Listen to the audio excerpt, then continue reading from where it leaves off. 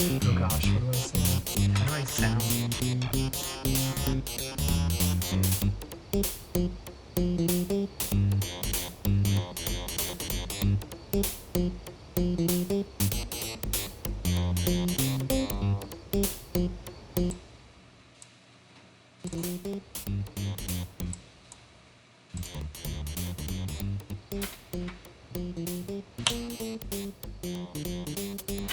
I think I'm too quiet.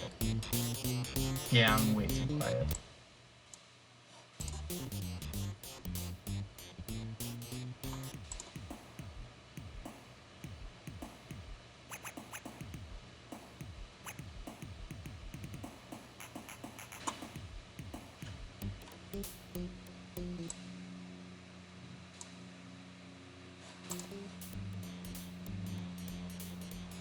Oh, there's a plane. This should be more balanced, I think.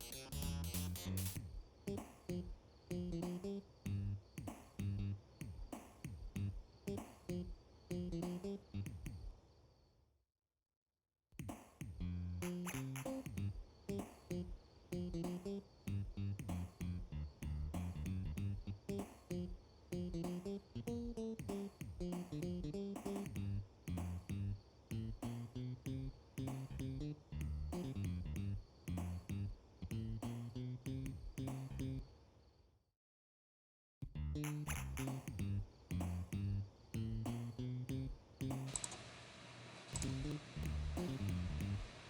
testing balance again.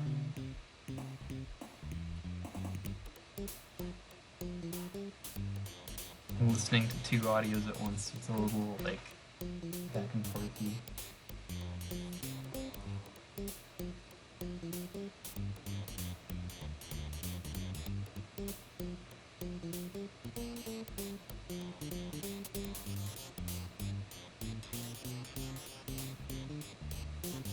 Okay, that sounds great.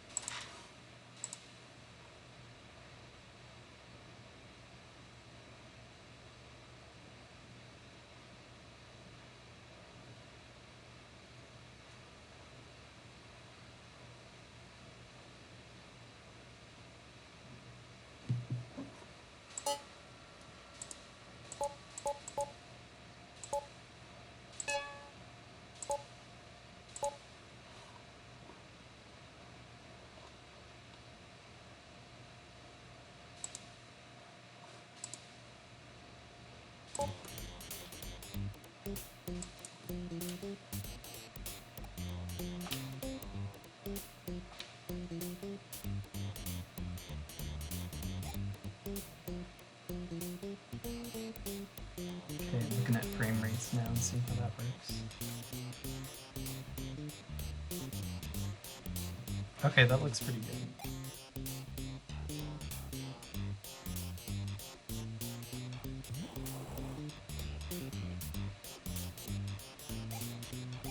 Perfect, that's great.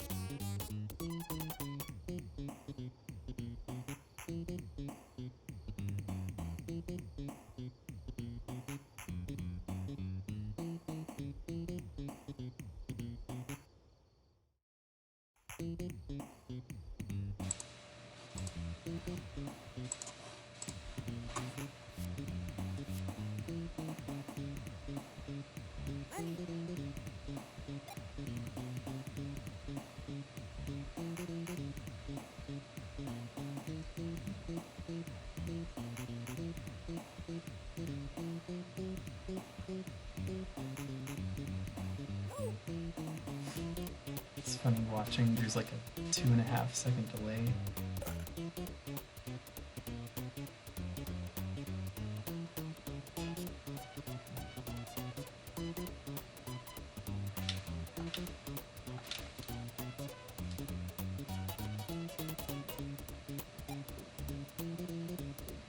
Why did that make the food noise?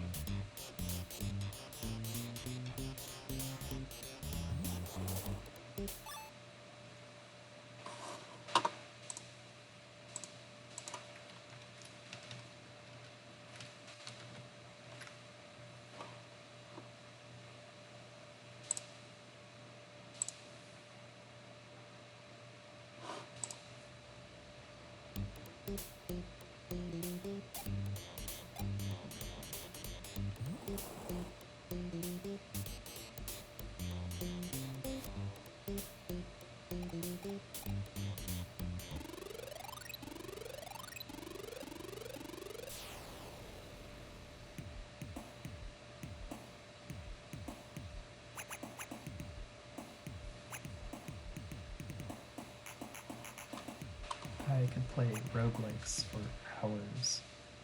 I just don't get tired of them.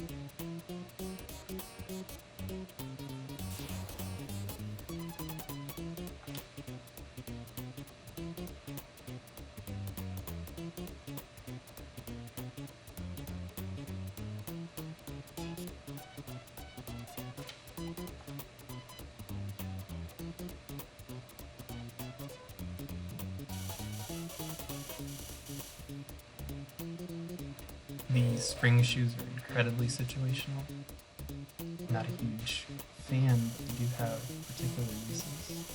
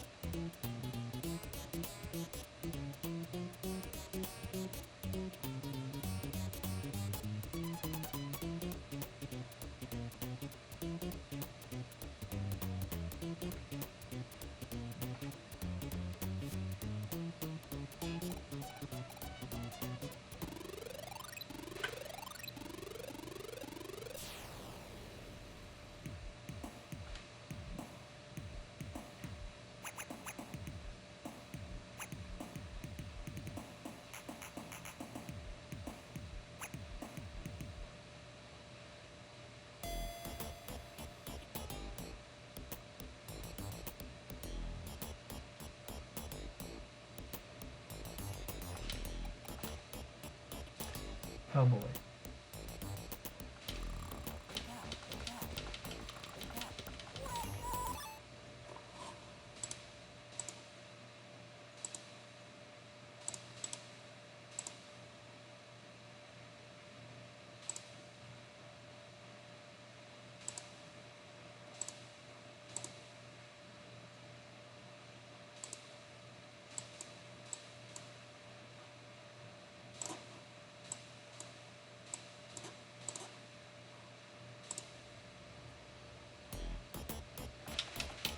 Okay, there we go.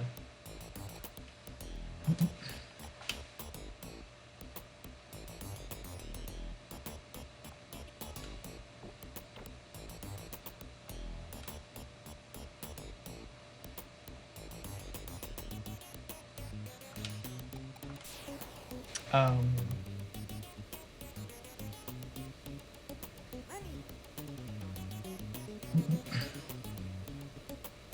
I mean, the rocket skates are super nice for traveling ground in short periods of time. It's just super hard to control.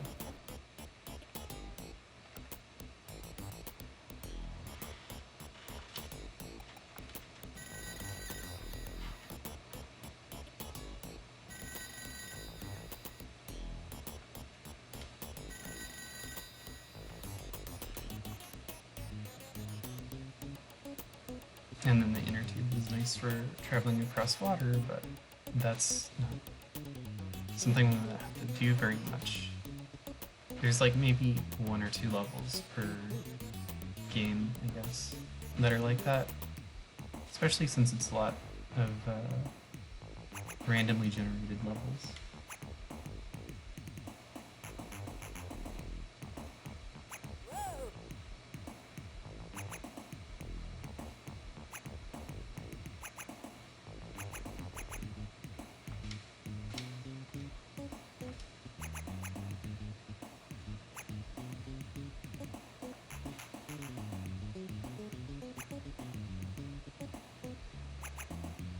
It's just really nice to open a lot of the presents early, just so you have like a wide inventory of what the different items are.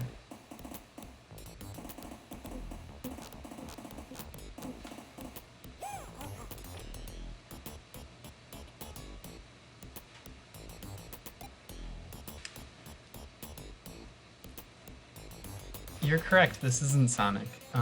This is gonna be a little bonus toejam and Earl till more people get here. But yeah, this is very Sonic adjacent. They're both funky, have great music.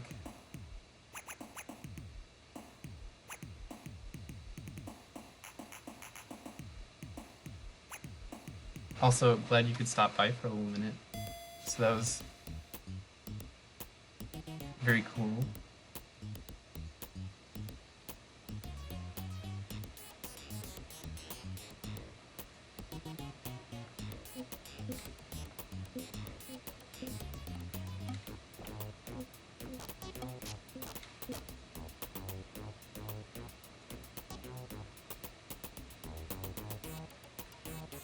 This game is kind of intimidating, I guess, if you're someone who's new to the idea of toejam and Earl.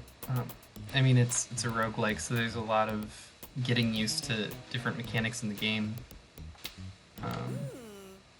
Like knowing that you can talk to this carrot man to identify presents. That's not something you would think of to do, but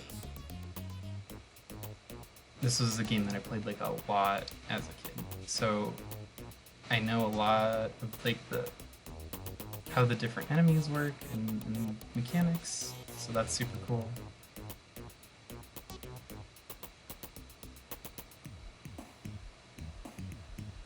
Oh, okay. So that's a good opportunity to talk about presents in the game. So there's presents on every level, and there are items that you can use, which is super cool. So you start with these 4 bonus high tops. I just used one. And then you can pick up more presents in the game, and they're usually unidentified. So the idea there is that, like you just saw, there's Santa in a jetpack and a helmet, and he drops them off. And if you can sneak up on him, you can get more items. But it's not... It's something that sometimes you run onto him, like off-screen, and he flies away, so it's just trying to make sure that you're doing it carefully, I guess.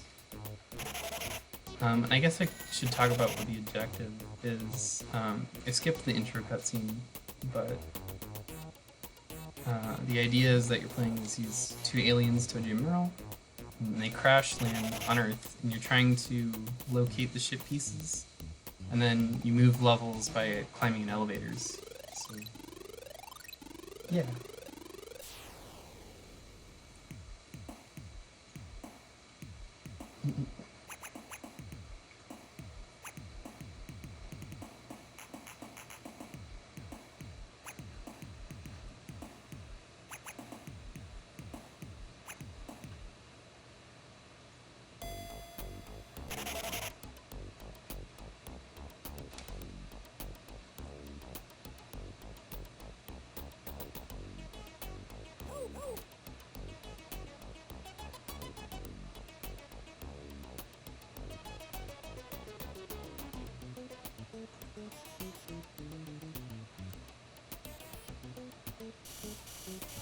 Oh man, Komodo hype.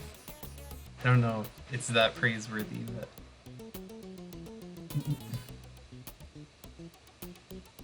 A lot of the appeal of this game to me when I was a kid was how just kind of wacky a lot of the humor is. Like, it's just weird having an enemy that's like a mom pushing her child around in a shopping cart, and then, you know, like a swarm of bees is an enemy.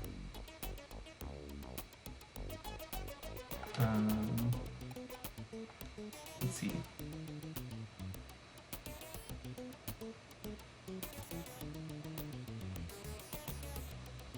And oh man, I used to play this game all the time with a couple of friends, because this game has co-op, and it's a really early example of split screen co-op, which is really cool. That, you know, a game from like 1991 was able to pull that off. And when you're playing as the 2 different characters, you have separate inventory, you have separate cameras, or, well, you share the same screen, but if you guys walk far apart enough, there's a split screen, which is real cool.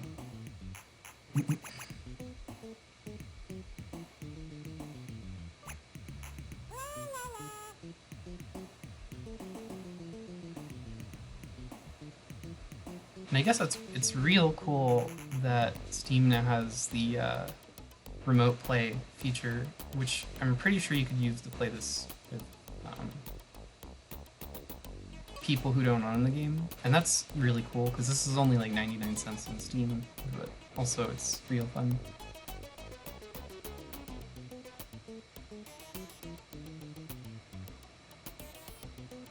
Oh, this was on Sega Genesis. So,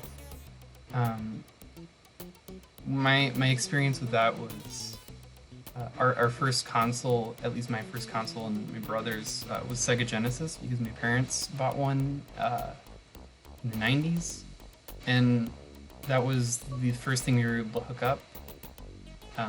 And then I played GameCube at our neighbor's house a lot, and then we got a Wii at our house and that a lot. But yeah, this is a kind of a cult classic on the Genesis.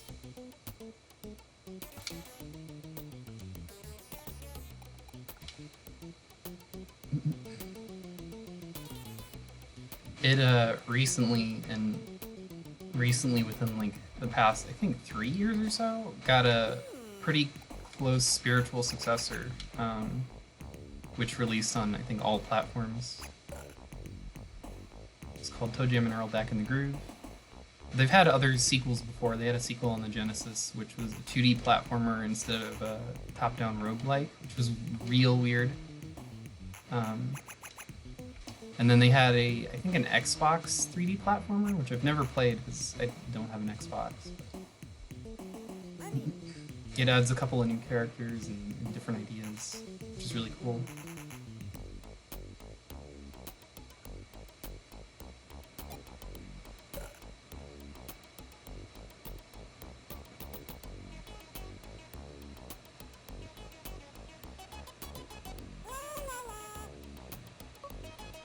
I'm gonna use this as an example to show what these enemies do. So the Cupid's fire arrows. If you get hit, it reverses the controls. Which I don't have a layout to show it messing with the controls, but it can get pretty disorienting. Like right now, I was holding up and it's going like diagonal, and then if you get hit a second time, it also messes with the how it's reversed.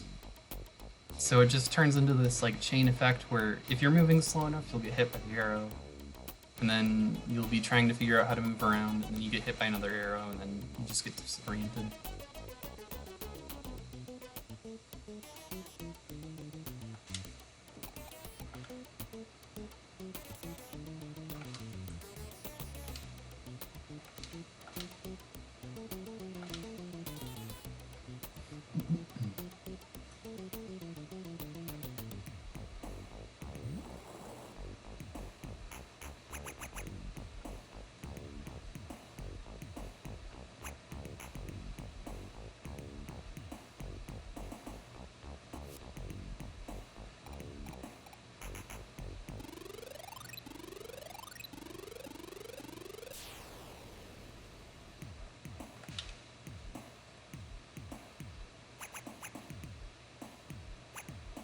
I'm a huge fan of the background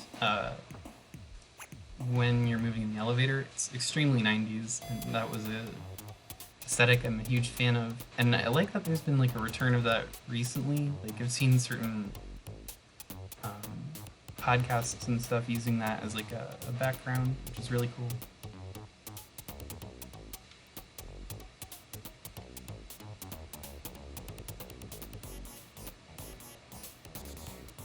Oh, yeah, this part is quicksand, so if you stand in it, it makes you slower, but it also drags you down.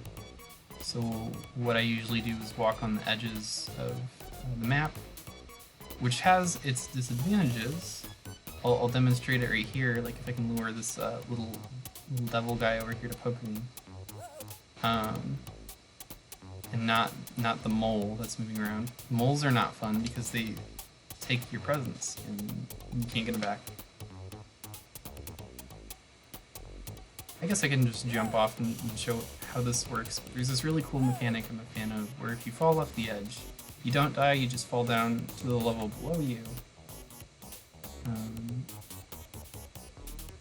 And it usually okay, there's the Cupid arrow again.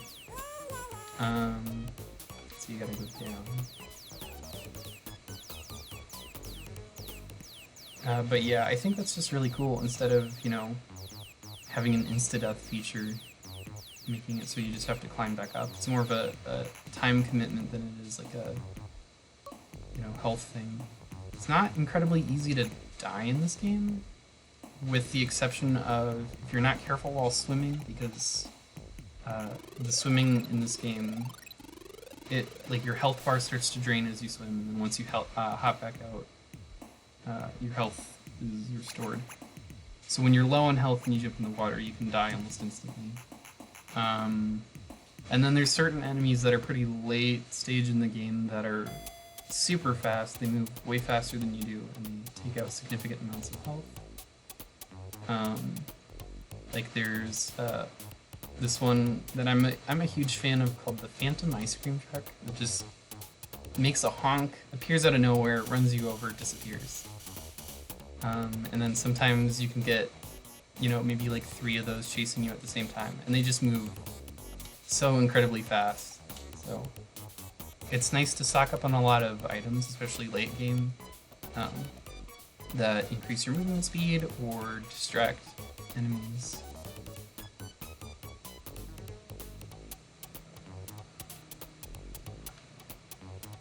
That wizard restores your health, but I'm good on health, so I'm not going to talk to them.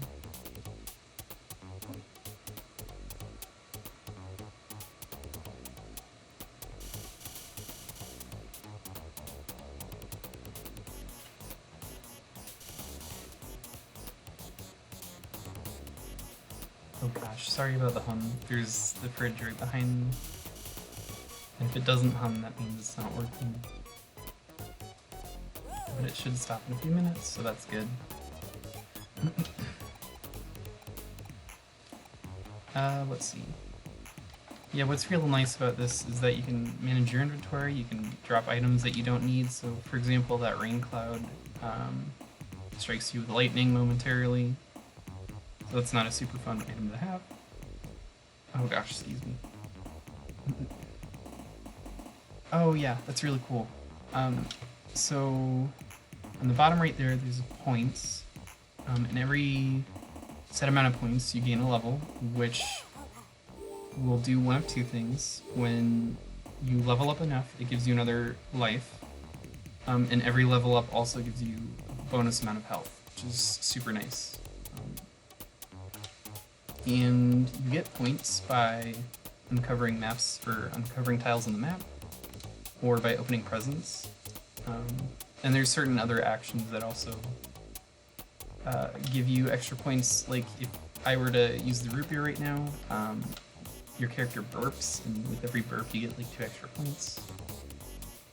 And then I also just think it's funny that the level names are like Doofus, Poindexter, and then it gets more and more positive as you level up.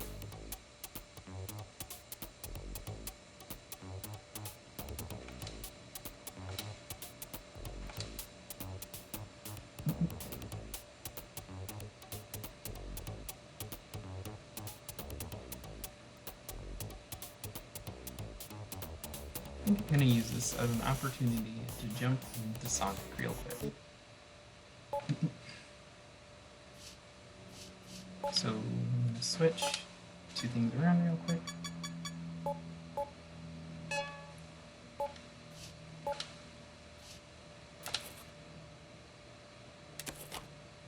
And I gotta say, this emulator is super well, I mean, it's an emulator, but it's like a endorsed by Sega as an emulator, which is really convenient. Yeah, thanks.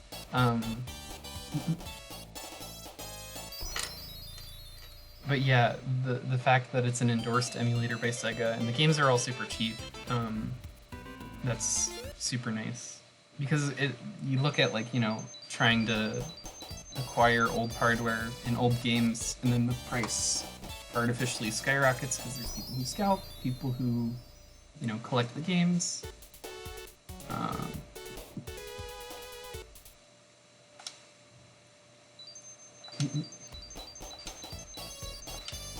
Yeah, Sonic was another. Sonic 2 specifically was another one that I would play a lot with my brother, and then a couple other friends who'd come by.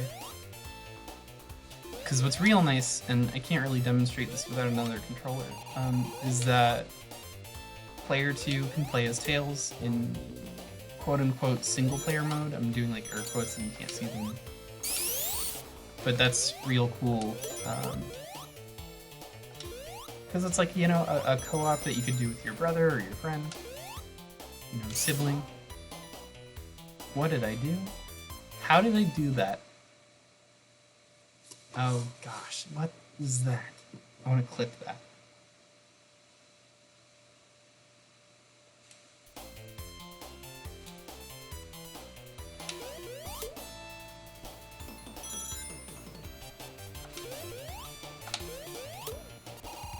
And yeah, a huge portion of this game is playing it so much that you figure out, you know, the fastest ways to get around the stage. Because it really rewards kind of playing for a long time. I've seen a lot of people talk about how the level design is something that they're not personally a fan of, because sometimes blindly running through the level is something that Sonic kind of incentivizes, because it feels really good and fast, of course.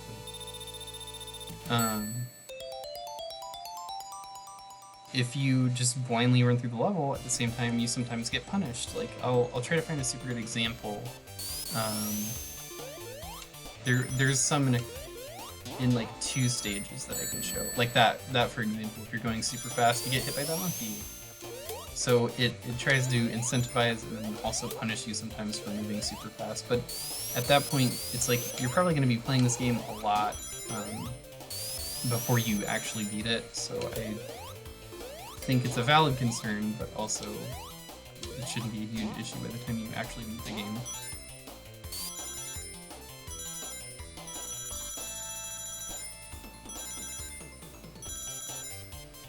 Like right there, it was a super good example of, you know, moving super fast, and here's the boss, by the way. Every set up so that there's 2 zones, or sorry, 2 acts per zone, and you can think of the zone as like a major level, and then there's like a 2-part level mixed in with that. And then every boss, except for the last few, have 8 hits, so that's a super easy number to keep track of in your head. This is nice.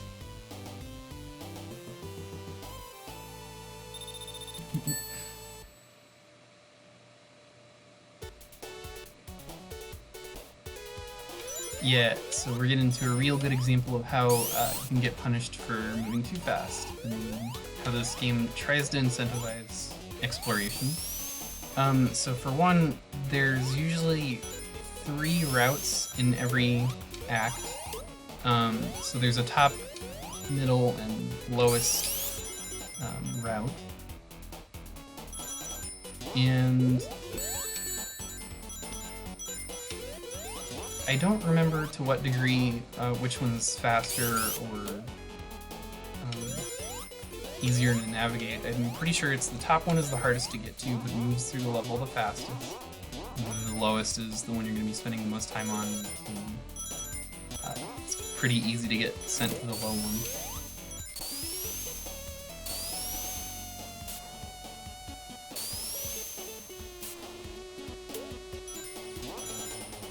I'm a huge fan of the sprite work in this game. First of all, the scrolling is super good, and then, you know, how a lot of the characters move is super cool. I try to find an example of characters being super expressive. Like, here's a real good example. Is, you know, there's, I think, 3 different sprites that they use for when you're on an edge. I like this one a lot, and then there's the first one, and then there's also when you're standing backwards, which is really cool. It's, you know, a lot of consideration put into these small details. And then the sprite work gets better as the games, you know, progress. So, like, you know, looking at some of the artwork in Sonic 3 is a lot cooler than Sonic 2, and Sonic 2 is better than Sonic 1 in terms of artwork. a lot of the time. And then Sonic Mania recently was a huge step up. It was awesome.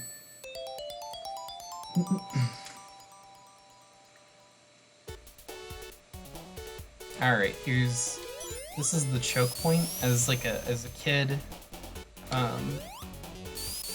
this level is infamous for having a section that's kind of difficult if you're bad at platformers. So for me, this was like the coming of age test. This level was finally getting good at video games, and it's kind of, I guess, 3/4 of the way through the stage. So you can breeze through most of it. It's just that end is time-based platforming, and when you're used to blowing through a lot of the obstacles as a kid, you're not really practicing trying to move carefully in Sonic.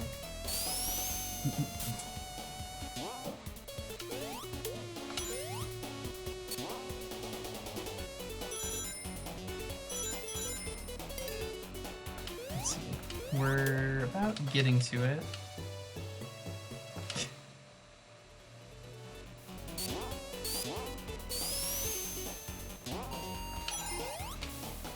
Oh.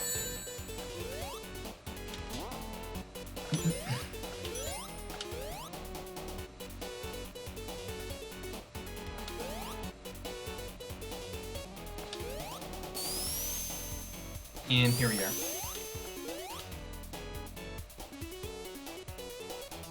Yeah, there we go. I made, I guess, very quick work of that, but this section here is notorious because in the water, for one, Sonic can't breathe, so there's a timer. His momentum is slowed, so jumping is a little bit wonky, and then also at the bottom of this, I guess, pit, it's super easy to get crushed by the different things, and then this also happens where there's that part where you can accidentally fall back down here, and then it's a race against the clock to climb up before he drowns.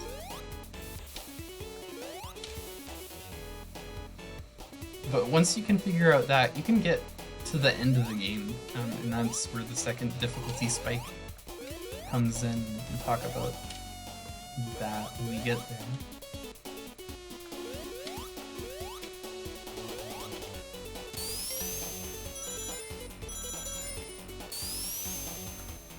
Oh yeah, there's another example of where it punishes you for blindly going too fast, and I'm painfully aware that that's there, because I was playing this a little bit last night, and I made the same mistake, and I just about made it again. But yeah, you gotta slow down here. Sometimes you just gotta slow down in your game that's built around going super fast.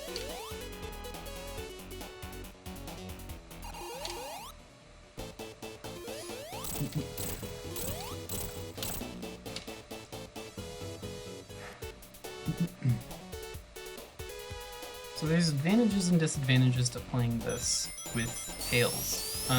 So for one, when you're playing single player and you're playing as Tails, he kind of mimics all of your moves, which is sometimes really good because sometimes you can get 2 hits in on the boss, like right there. Tail got stuck in.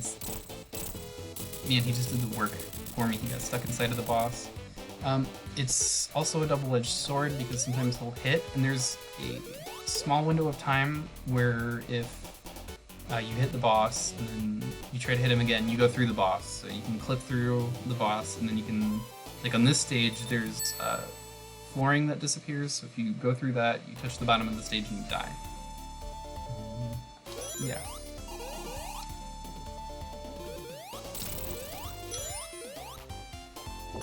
This one is another one that kind of rewards you for going a little bit slower, because there's a couple of enemies that just break out of the wall, for one, and then there's also these arrow traps where if you move past them, they fire, and you have to consistently either jump over the arrows or move fast enough that it's not going to be very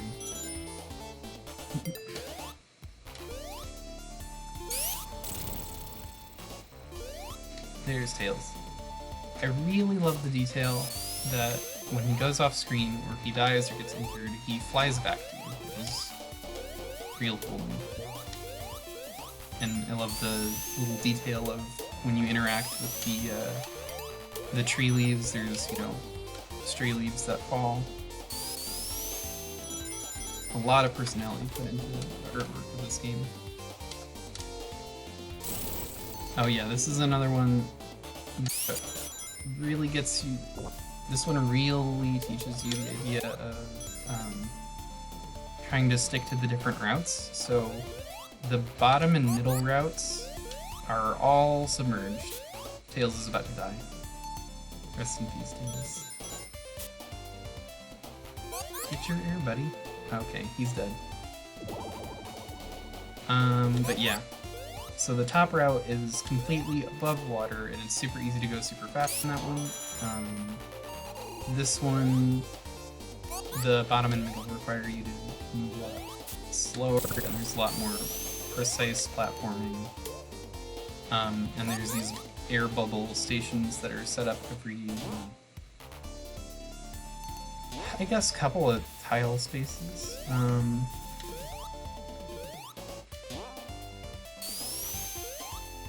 There's Tails.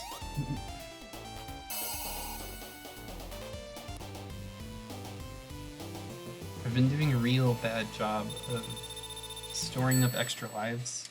You get an extra life for every 100 rings, and then you also, at the end of the stage, I think if you get a high enough score, you can get an extra life. Which is not something you really need early game, but towards the end, there's some difficulty spikes, which I would incentivize you to really stock up on lives. And it's to the extent where there's like a secret you kind of have to consider whether you want to get or not because of how many lives it limits you getting. So one of the ideas that a lot of people are familiar with Sonic is that there's Super Sonic, which I think was introduced in this game. But you can collect the 7 Chaos Emeralds and then transform into Super Sonic, which makes you invincible. And you have to collect, it's I think 50 rings, and then add in this game at least. Oh, cool. I clipped through the floor. Interesting.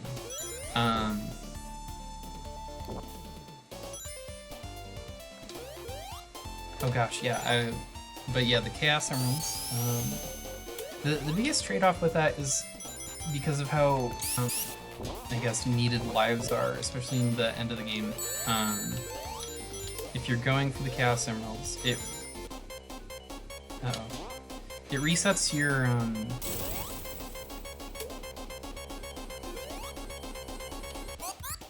the amount of rings you have every time you complete a Chaos Emerald challenge, which is like if you have to get 100 to get an extra life, and you get 50, and then that gets reset back to 0. It's like, you know, it kind of disincentivizes hunting for the Chaos Emeralds.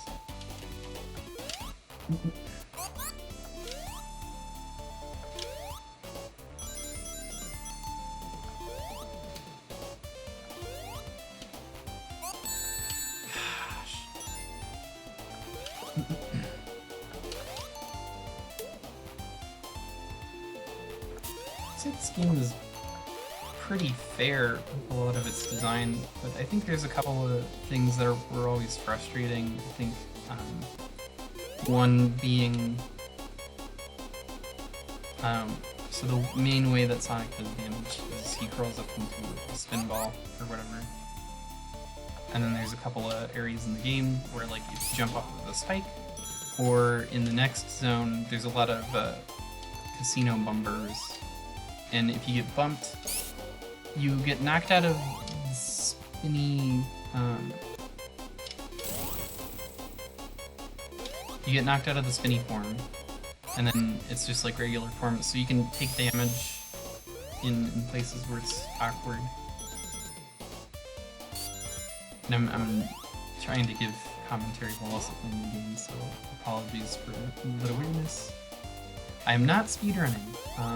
I would love to, maybe one day.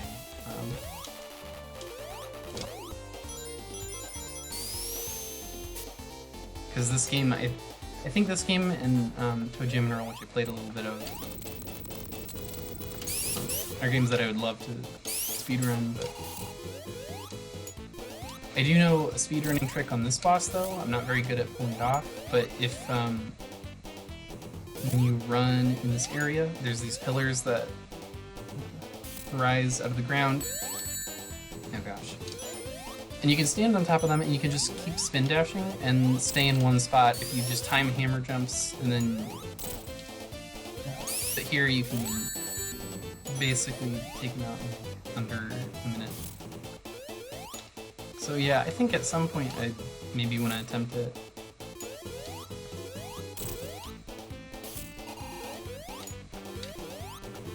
Progression from the start, what do you need? Like, I could start over, I guess. It's not super...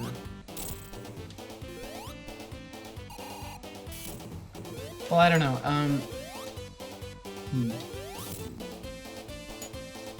Let me see who's in the chat real quick.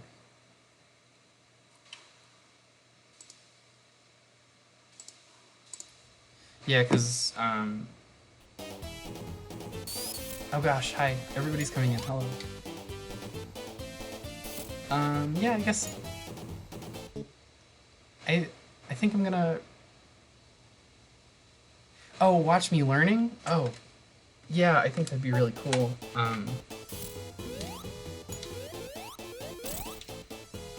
Yeah, I think if I were to start learning, then yeah, I would.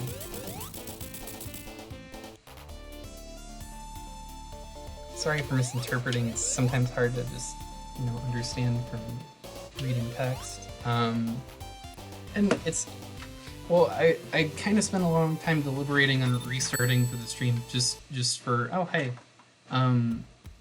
Hey everybody, hello. It's so nice to see you all here. Sonic 2 isn't a super long game. Like, I think one of the reasons I chose it is because it's pretty easy to get like 2 hours-ish in a casual playthrough and get to some of the end stages. Like, I think we're already on Zone 4. Also, Tails is glitching out there, which is super fun. Oh, God. I love the music for the stage. Casino Night Zone is super, super pretty to look at the backgrounds, and then it's also fun to mess around with all the bumper mechanics and stuff. It's a little kind of BS sometimes, but it's still fun, I think. Okay. That's less fun, but I'm pretty okay with it.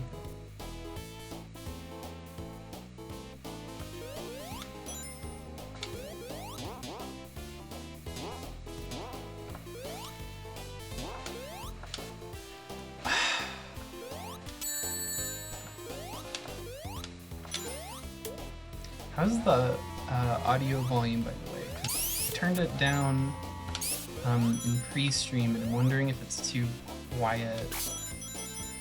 Oh gosh, you're fine, Zoe.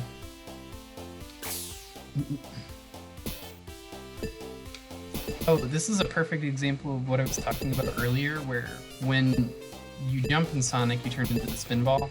But there are certain situations, like when you're being bounced off the bumpers, you're just stuck in your running form, and that's when you can take damage. So it's a little frustrating when you jump, and it's like, oh yeah, I should be able to take damage, or sorry, give damage here, and then you can't, and then you get injured. Because he's a fragile little hedgehog blue boy. Little rodent man.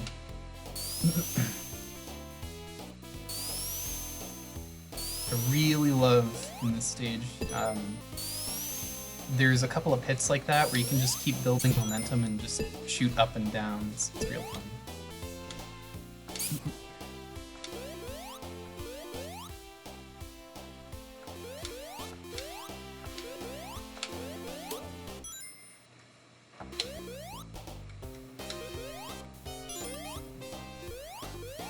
I shouldn't have clipped through that, but I that was another object that's supposed to bounce you up and down. So with this is, I think, it's a double-edged sword that this is a pretty faithful emulation of Sonic 2, because Sonic 2 has a couple of weird bugs with like how object collision works.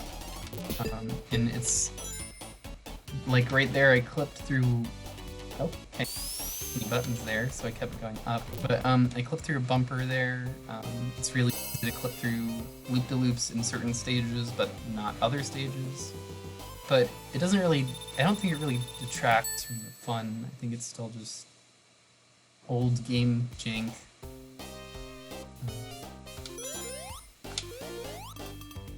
Yeah. There you go, Tails.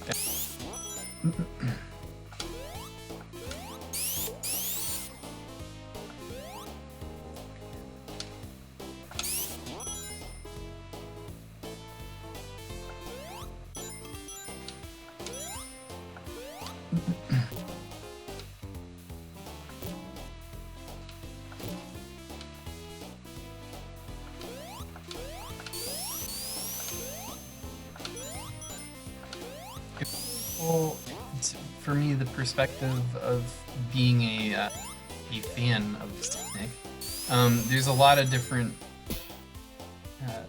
not necessarily arguments, but there's a lot of discussion about which Sonic games are the best, or whatever. And having my first Sonic game be Sonic 2, at the same point when a lot of the oh god, I hope you guys get your TV figured out. Gambling. Oh man, extra life and plenty of rings. Perfect. Oh, this is fun. This is the fun one. You get bounced around in this area forever, especially when you're a kid and you figure out how to slowly platform. But yeah, having seen my first Sonic game, a lot of the ones that were coming out were Sonic Colors, Sonic Unleashed, Sonic and the Secret Rings, and that was slightly after Sonic Adventure. I kind of have this appreciation for really all Sonic games. And I also had a lot of access to the old cartoons, which I definitely wasn't in the target I guess timeline for, because some of the old cartoons were made in the 90s. Sonic X was a huge thing. I used to watch that a lot, and that was more aimed towards early 2000s kids. Any of the cartoons that were based on like Sonic 1 and Sonic 2 are incredibly cheesy, and I love them a lot. Oh, see you, Eric. Thanks for dropping by. This boss is my least favorite. Well, actually, I'm gonna pause here. I love the design of the ship here being like a casino type thing. It's a pachinko inspired level, which is really cool. But just hitting the boss is incredibly obnoxious.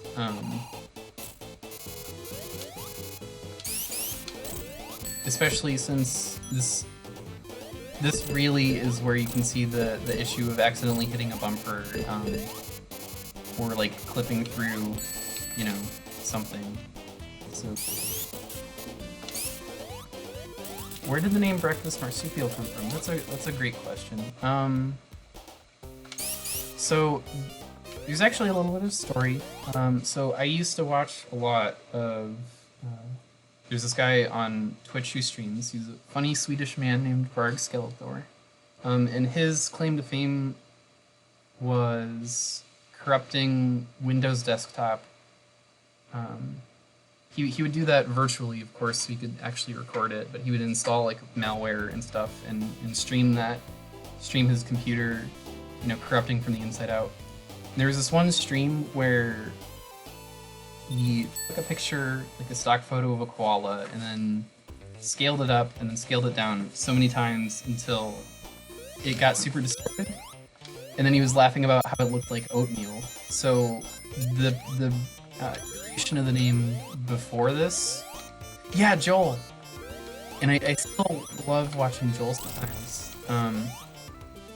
But the first iteration was oatmeal koala, which I liked, and then breakfast marsupial was another step because it's taking a breakfast item, oatmeal, and taking a more broadened perspective, I guess.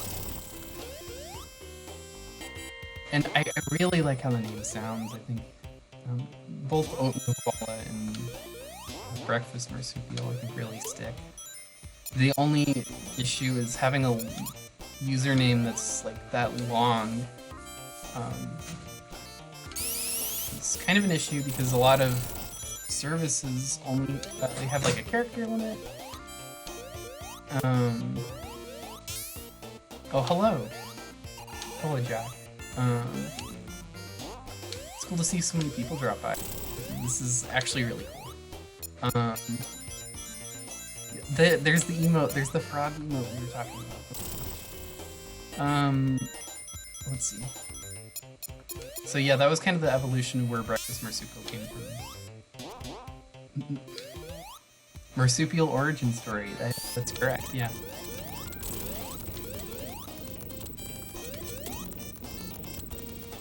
Okay. Well, this level does this cool thing where there's sections that really slow down, where like it's timed platforming. There's like the raising ceilings or lava or something. So yeah, I don't know. I really like. Oh gosh, excuse me. I really like the backgrounds on this level, and the music is super cool. But I think some of the mechanics that they introduce are a little wacky. Oh gosh, and then when we get to the boss, this is gonna epitomize the issue of playing with tails in single player mode.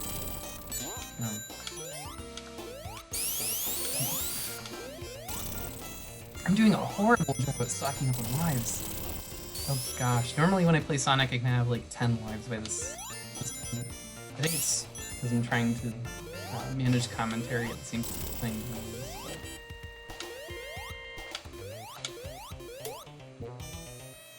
Oh, I need to change the stream category. Twitch does not like that. Category was still toejam and earl.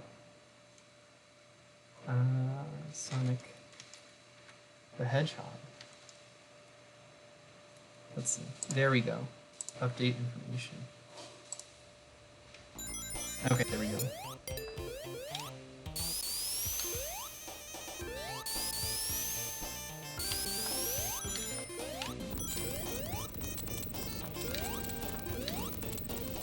Yeah, I was talking with one of my friends before a lot of you guys got here about how Sonic does this thing where it really incentivizes you to go fast, and it's really rewarding to go fast. But there's certain sections, like this section that I just got out of, that punish you, or if you go too fast, you can die or lose a lot of your runes or whatever. Which I don't think is necessarily a bad thing, because if it's super easy to, breeze past levels, there's not really that much of a challenge. But at the same time, I've heard, a lot of people talk about online about how they're not a huge fan of having to slow down every 5 seconds. And my counter response to that, by the time you have the skills to beat Sonic 2, you're gonna have the layouts memorized of each zone. Because it's not super hard to memorize how the different zones look, because once you play it enough, it's muscle memory effectively.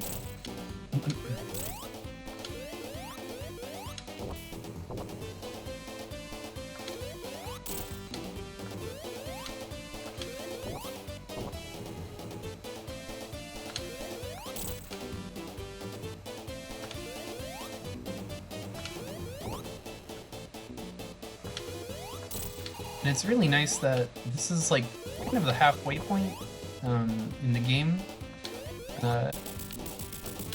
We move on to the second half of the game, the next couple of zones, and then oh gosh, the last two are a bit of a struggle. Especially the last zone has this huge difficulty spike. There's two difficulty spikes in this game. One I was talking about before a lot of you guys got here is in Chemical Plant Zone Act 2. There's this where you have to do a lot of jumping underwater, and if you're a kid and you're not incredibly great at video games, that's a huge, that's the get good point of Sonic, is like figuring out how to actually do that. And when you can,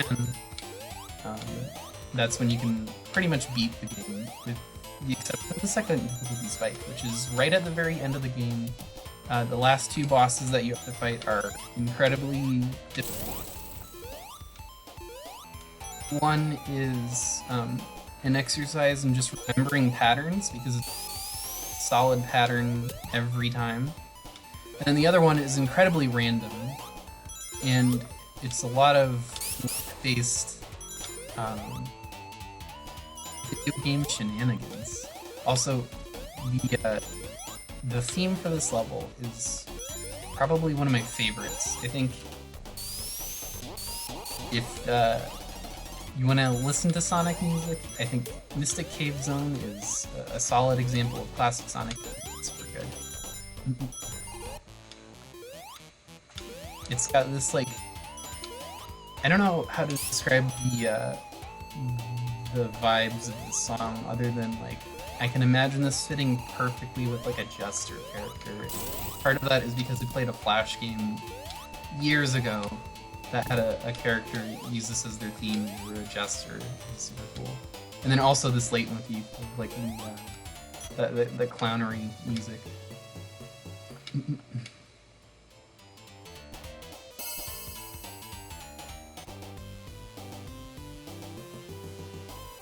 I'm doing kind of okay on lives now. Having 4 is nice, and then there's 3 continues as well.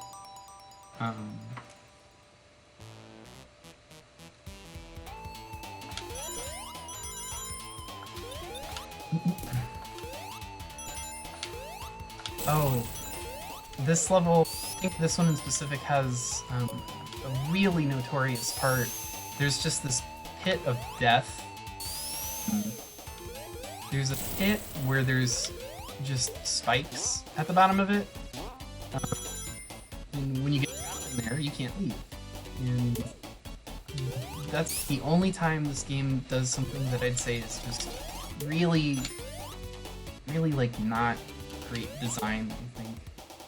Because it's like, there's no indication that you're gonna be stuck down there forever. It's just trial and error of, oops, I got stuck in the death pit. Time to suffer.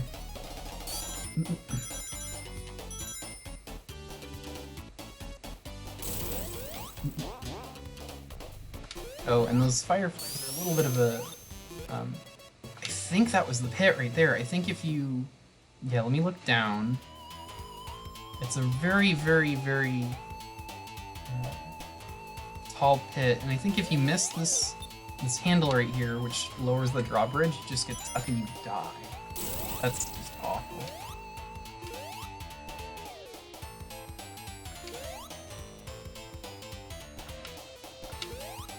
Oh yeah, and these fireflies you can only damage when they're not glowing, which is something that makes it so you need to slow down. Or be a little more careful when you're playing the game. Which isn't bad, I don't think it's a bad thing. Man, I am struggling to get this gem. There we go, that's better. Keep going with the spring instead of the rope is better.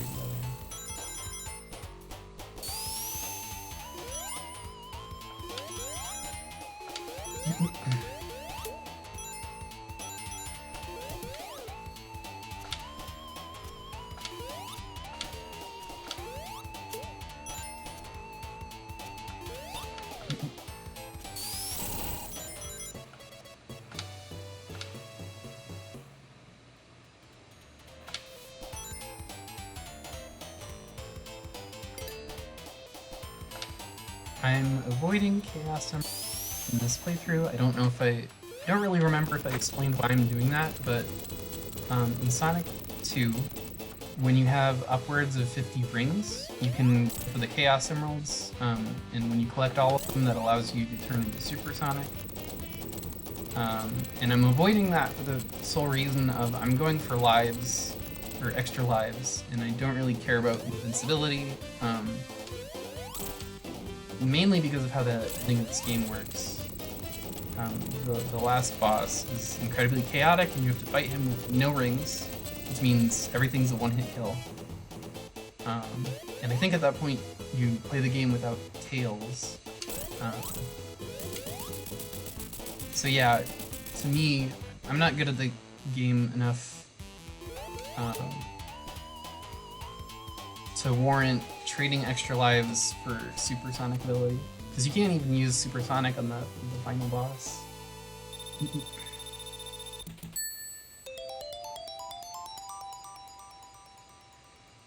But it does unlock an additional credit sequence, which is cool, but the trade-off in difficulty really keeps me from wanting to.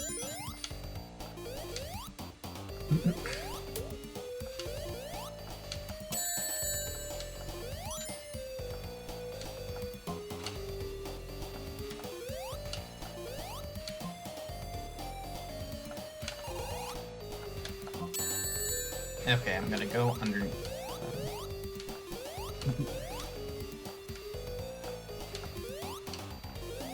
Alright. Ooh. Yeah, you can drown in oil in this. Very interesting. Yeah, that's actually something I kind of wanted to talk about. So with oh, I don't want to do that a third time. I think it's really a secret. Sonic is kind of an environmentalist game. It's obviously incredibly cartoony and not incredibly serious original games are, but I think playing Sonic 2 and seeing levels like Oil Ocean, and then also the 90s cartoons were super environmentalist. So I think that I don't want to say Sonic influenced my personal philosophies, but I would agree having a character that embodies, you know, trying to save the Earth from mechanization and environmental destruction. Super nice. Oh, speaking of the cartoon, I think I've shared with a couple of people. I know I told this, I think, to Zoe, but I'm really excited because there was a website I found that was selling animation frames from one of the cartoons. So I bought a package of 10 of them, which was there's this association with collecting animation cells that they're incredibly expensive. Each reel for certain that is absolutely the case. It largely depends on the popularity of the movie and, you know, like how popular the characters are. I'm doing horrible. But what was nice about this service is that they intentionally charge lower prices, especially for animated TV shows, just because they're trying to bring down the ridiculous market caps that exist.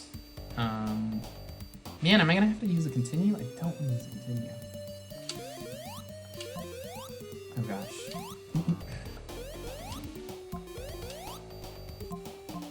But yeah, I'm super excited about that, and they arrive to my house in I think on Wednesday next week, which is super cool. So I was like, family that I watch, could you make sure that if this thing comes in the mail, can it not be bent? Because like Man, that would be terrifying having spending any money to think on a piece of artwork and having it come through the mail bent is a nightmare situation. But I think, you know, I'm really crossing my fingers that it doesn't show up bent. Especially since, like, really every is unique in the animation, and so they have a really good return policy, especially if it gets damaged in the mail. But at the same time, I don't want to, you know, accidentally, you know, have to be like, oh, hey, I know you guys are super low on stock because there's a limited amount of frames, but can I get, you know, or can I get an extra one, you know? But I have faith that it's gonna come through fine. I'm not super worried.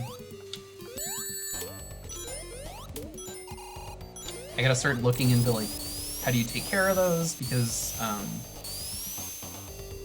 with frames, especially when there's a lot of time between when the frame was made and, like, how it's being handled and stuff. I mean, this was like a cartoon in the 90s, late 90s, so there's like a good 30 years or so between me getting it and the last time it was painted. So there's a lot of research that I need to do on how do I store it, how do I frame it, all these things of, like, how do I be.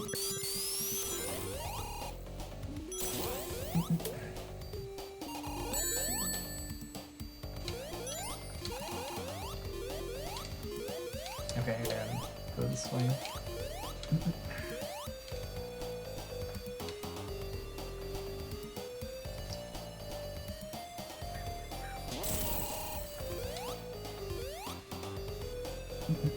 I'm a really big fan of the color of the sky in the background. I think the gradient of fading from orange to white is really cool. And then there's clouds as you get higher up in the level, and there's the sun, which is, oh my gosh, excuse me, very warm, I guess. It would have to be extremely, probably not comfortable. And I think it's ironic that little octopi there are filled with penguins. And why would penguins be in this environment that's incredibly warm?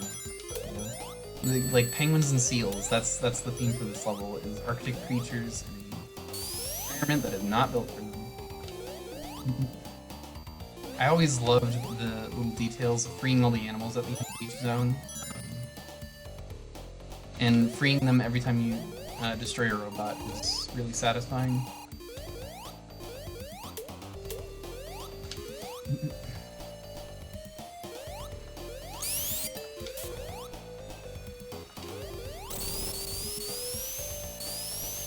There was an extra life in the box there, but I don't remember how to get over there. And now we're past that point.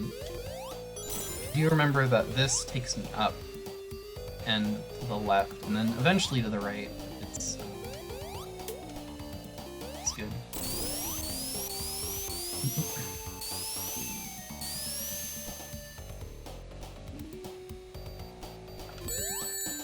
I forgot.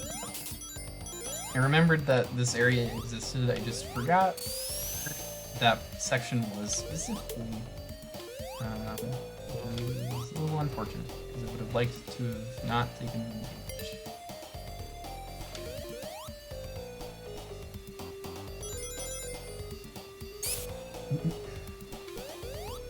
And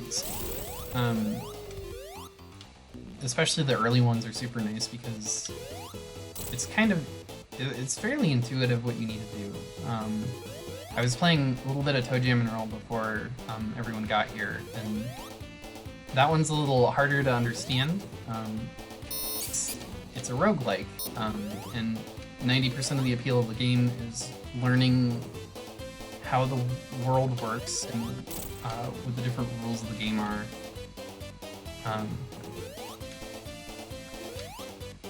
And I love talking about it. I love explaining it. But that one is, I think, more fun if you experience it. It's a really fun two-player game. And I think at some point I want to stream. I want to see who's comfortable that I know with streaming, and see if I can get someone to play toejam and earl with me, because the co-op is where that game really stands out. It was like one of the earliest examples of split screen co-op in a video game. It's like 1991, and it has procedurally generated levels, and it has split screen co-op, which is really impressive. And that's also probably where I'm not gonna call it addiction, but love for roguelikes games from this toejam and earl. So yeah, if you haven't played or heard of toejam and earl, huge recommend. I can't understand or understate how much that game is influential. Built up enough continues, so that's not really that big of a problem.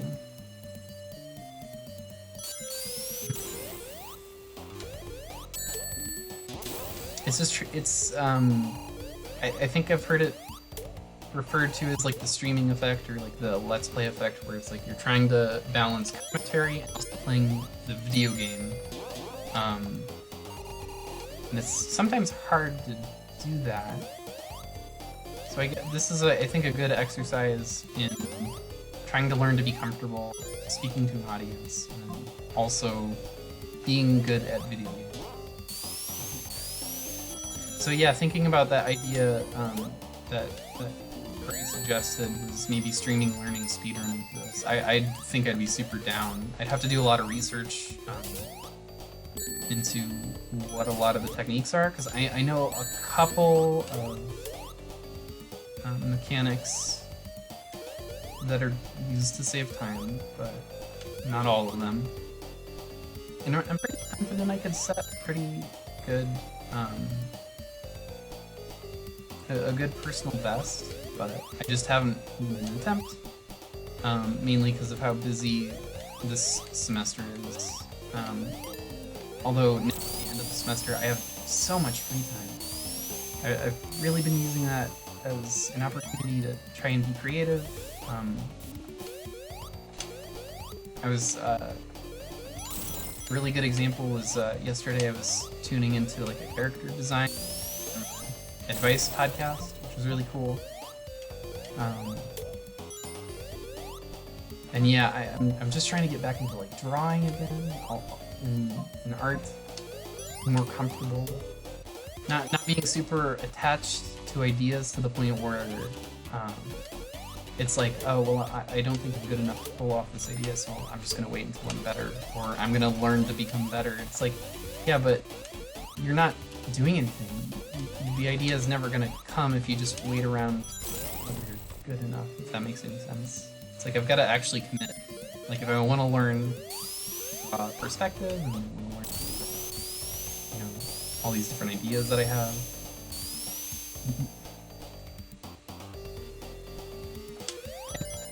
Apologies if the commentary seems a little bit all over the place or a little bit rambly. It's hard, again, because I'm multitasking, being entertaining and then also playing video game.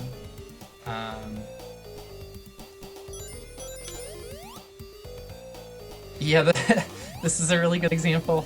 I just blinked out for like 2 seconds there.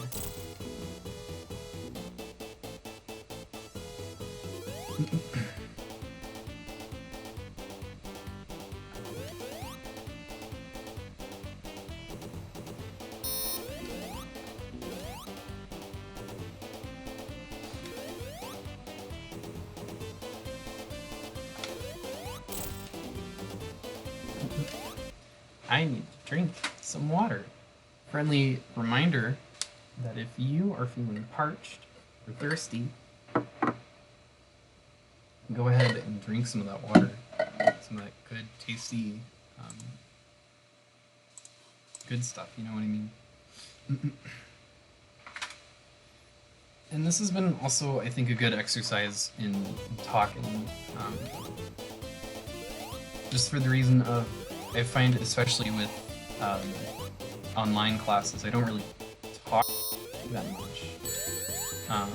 Most of my classes don't really need that to be successful. So I find myself maybe talking a couple of times a week. There's days where I don't talk at all. So I'm trying, and it's weird when you go from, you know, like pre-COVID talking all the time, to during pandemic where it's like not talking at all. So then it turns into your voice gets strained easier. You're not. It's like I guess it's that same concept of like atrophying, like when you don't work out your muscles as often, you know, and especially if you're a bodybuilder or whatever.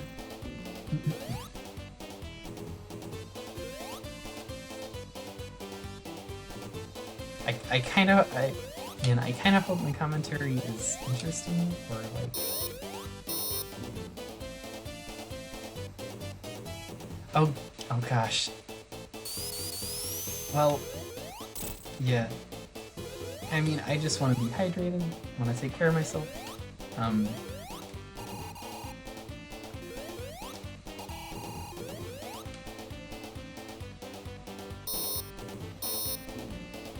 Okay.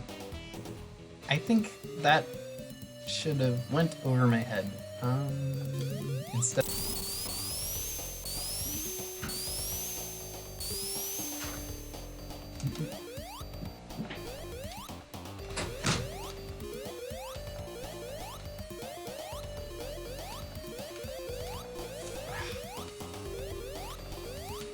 So this oil, oh, well that's good, Zoe, that you're drinking water, so yeah, I'm glad to be the inspiration for you to drink water. And thirst, especially since this is an oil ocean. Probably not very much water here.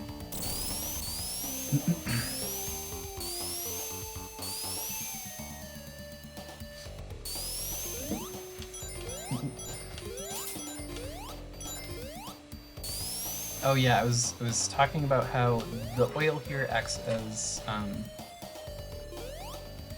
it kind of makes it harder to platform. It's incredibly slippery and it's super hard to fight the oil. So that makes it a really, I think in game design, a really easy to make it so you are forced onto certain paths, or you know, there's certain areas you have to be more careful, or if you move too fast, you get forced into a lower route, or a different route at least.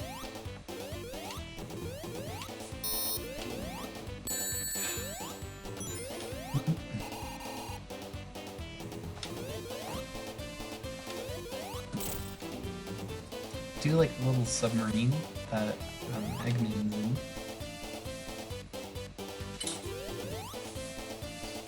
I would appreciate it though if this little laser dude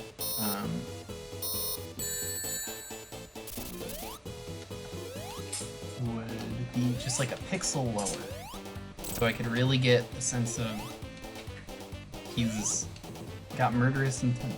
You know?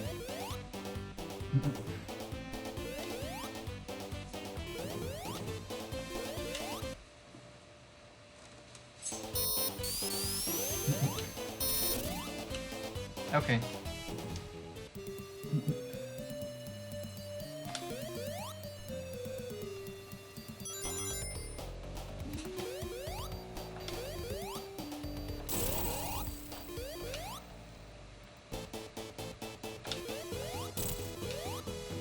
Normally I don't struggle on this boss that much. I don't know why I'm... Oh, here's what I'm gonna do. I'm gonna sit here until this guy stops firing, because he doesn't focus on you. He'll focus on tails instead, or just not hit us at all. So that's nice. That might be a speedrun strat. I'm sure someone's discovered that before I did. You don't have to like mash jump so you don't touch the bottom of the floor and die, because there's a kill floor there.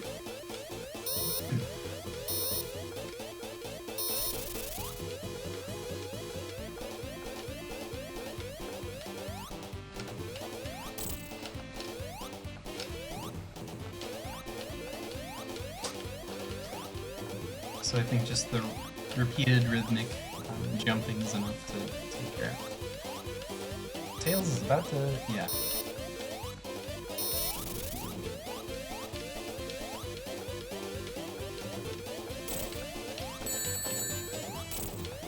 Okay, nope, nope, no. I'm not gonna die to clipping through the floor. I don't like using rewinds in the emulators, but I think the one exception I'm gonna make is if I clip through the floor and die when I'm like 2 hits away from being blocked. Okay, fair.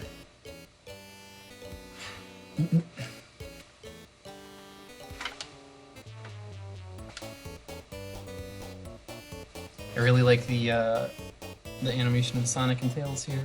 Tails is like pulling. Okay, let's go. Oh, see you, Zoe.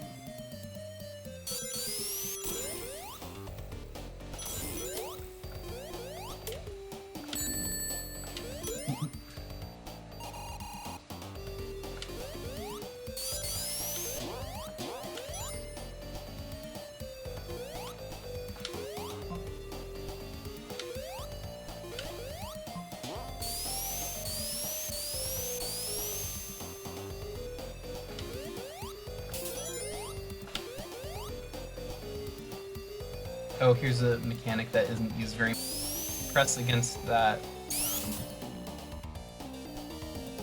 spring. Spring's like instantaneously launching Sonic, but you launch on command effectively. So as soon as you let go of the button, it launches you instead. And I think it's only used on the stage in like 1 or 2 areas. So like that's probably the only time that you're gonna see it. Alright.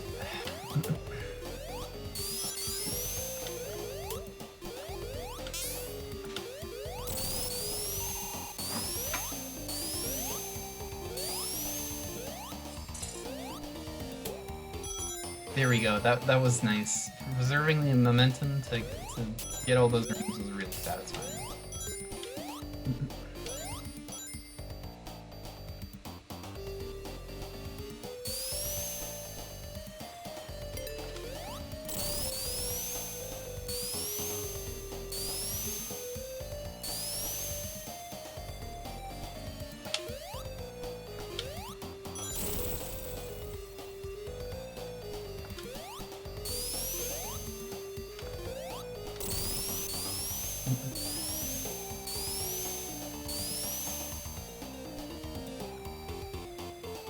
Oh yeah, gotta go to the lake.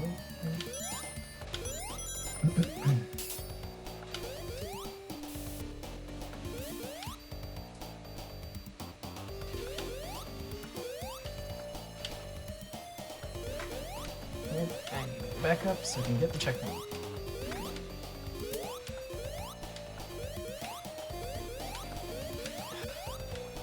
There we go.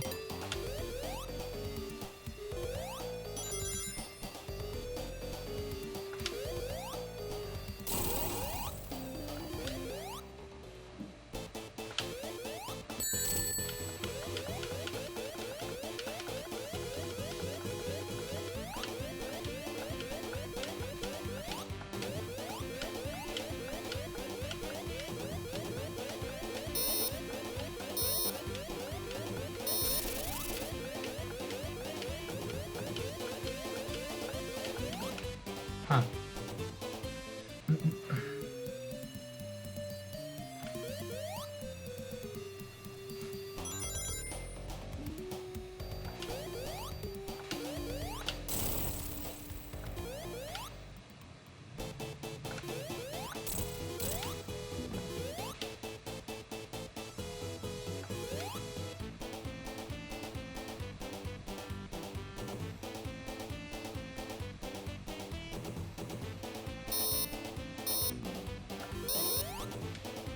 Knew it. You could just duck under there, and it does actually make you a couple of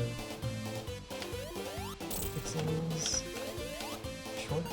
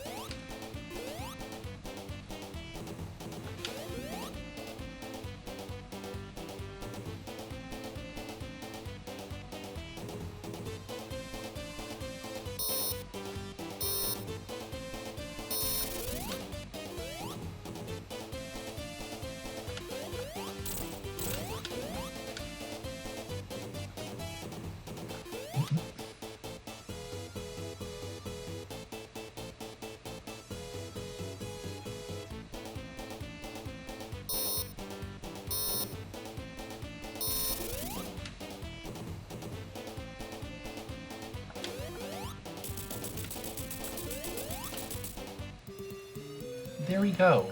Finally. We free all the little seals and the penguins. There we go.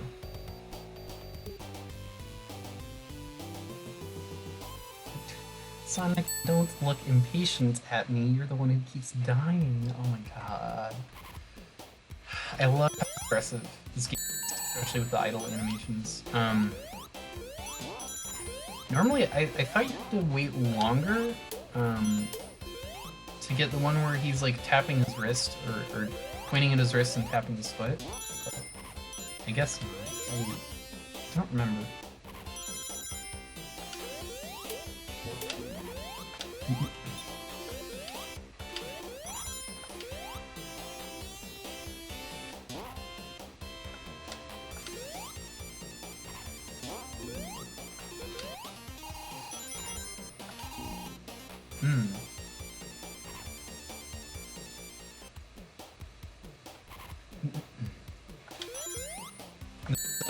This zone is the longest because there's 3 acts to it, which is something that changed from Sonic 1 to Sonic 2, is that there used to be 3 acts per zone, which is like, you know, 3 levels per main story chapter or something, or like, you know, 3 levels per Mario World or whatever. And in Sonic 1 it was longer of a game, because there used to be 3 acts per zone.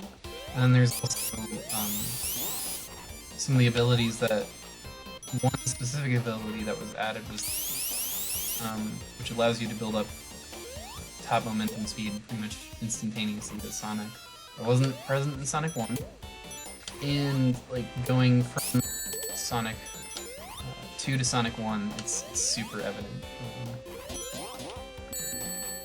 I think it's a better experience if you move chronologically, at least with the early ones. I think it's less of a issue if you're playing like Sonic 2 and Sonic 3 or Sonic 3 Knuckles or Sonic Mania. But, yeah.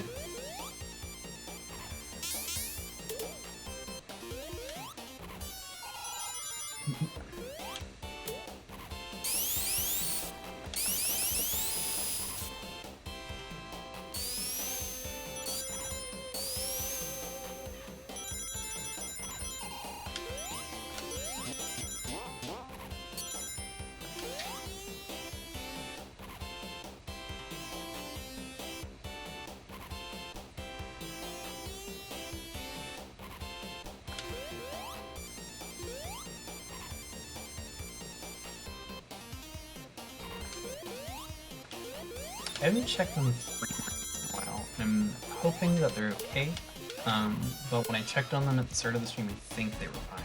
So if they aren't fine, please don't hesitate to let me know.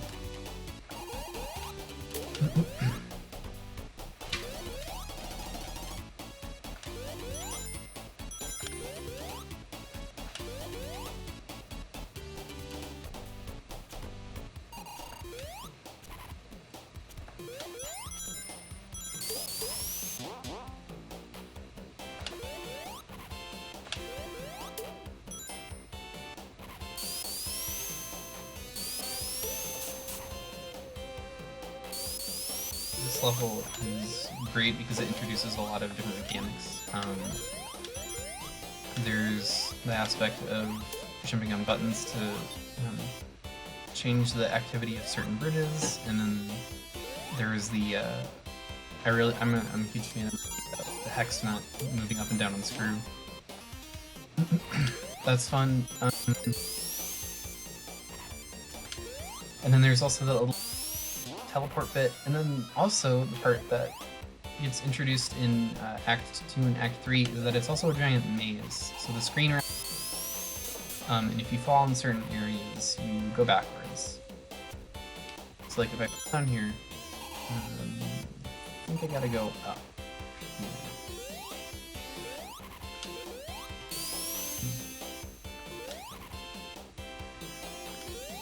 But yeah. Here's an example of that, where I think if I go this way it loops back around, so I can, I guess, an example of that real quick. Yep, that was a loop.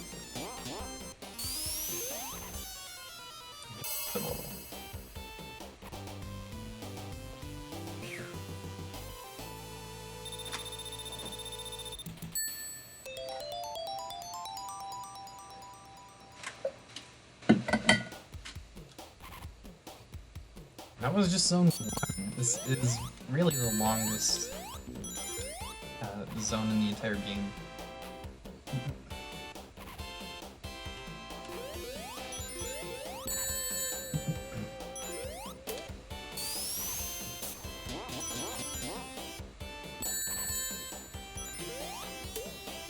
And it also, I don't think entirely, does have a few sections that show off, again, the aspect of needing to slow down when you're platforming. I think especially, there's like 3 enemies level, and then that was weird.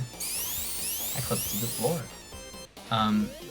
This little praying mantis guy, you know, scythers, scythes, whatever they're called. Scythers, the Pokemon.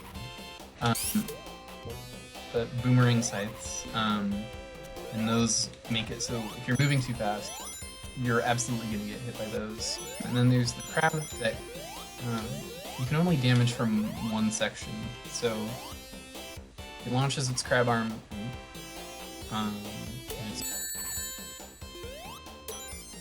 It's really useful for. I say useful, but it's normally used to make sure that you're not going super fast. Like if you are especially jumping up and down, and you blindly jump here, and let's say there was a crab off to the right, it would absolutely, if you're going too fast and you can see the crab.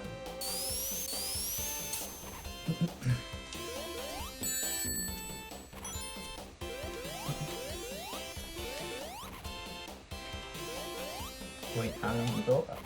There we go. And we gotta do it a little more carefully this time. There we go.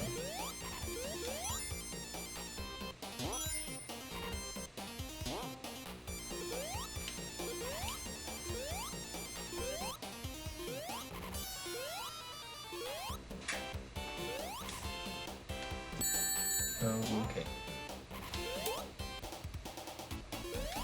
That's a strange design choice, where there was a part that rewarded you for platforming in this tricky section so you could get an invincibility power-up, but there was one off to the side, so it's like, you need both, I guess? I don't know. Doesn't necessarily hurt.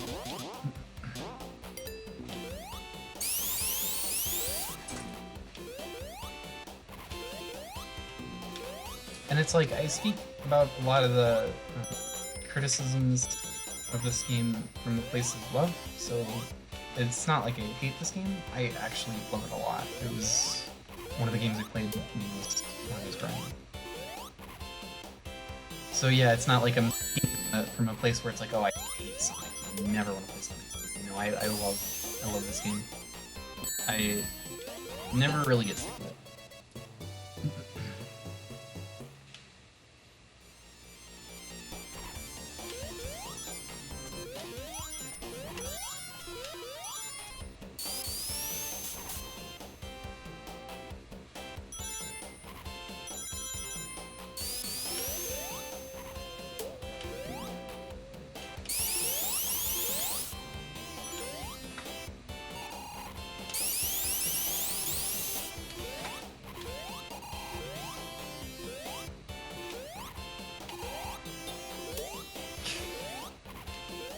I don't know if you guys heard that in the background, but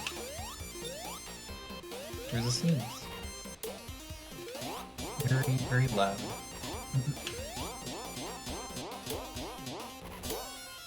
There's more so the exaggerated achoo part that was really funny.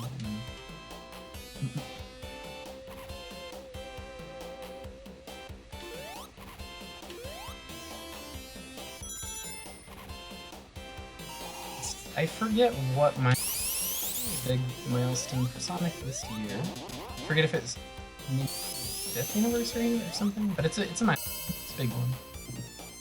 And or maybe that was last year, because there's this ongoing joke on Twitter where it's like, oh, you know, Sonic fans are always expecting this year to be the super big year where they announce something cool.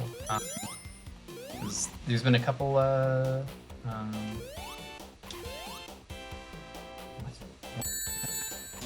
That was weird platforming. Okay. There's been a couple of stinkers, you know, some real not great entries recently. So there's been a lot of rumors. Oh, they're gonna remaster this old theme to get everybody excited again. Something, which I don't know. I think I'd be interested to see that, but I don't anticipate it happening.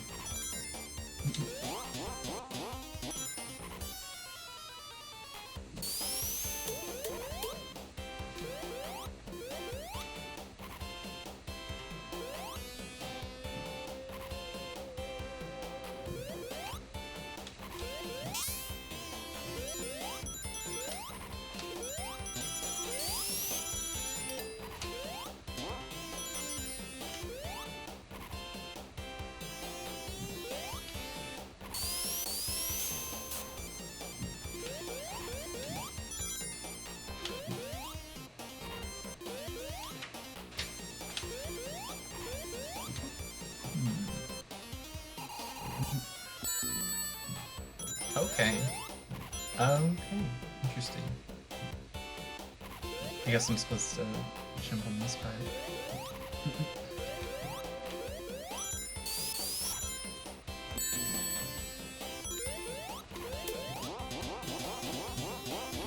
Yeah, and I think this game does a lot of good in terms of letting you know what obstacles are ahead, but I think there's, you know, maybe one or two places where it sometimes struggles.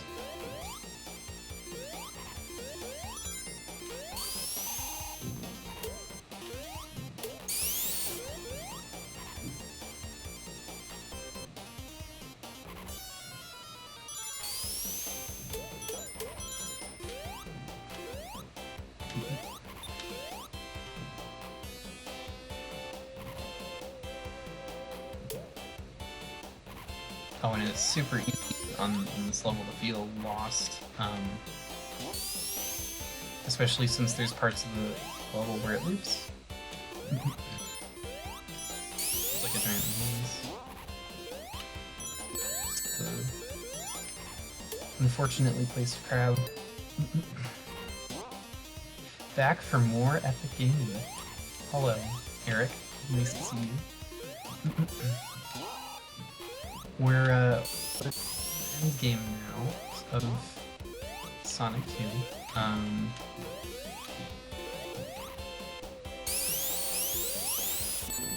Oh boy. Yeah.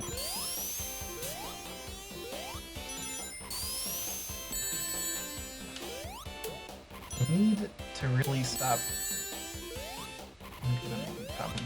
I need to really stop just like blindly. Oops.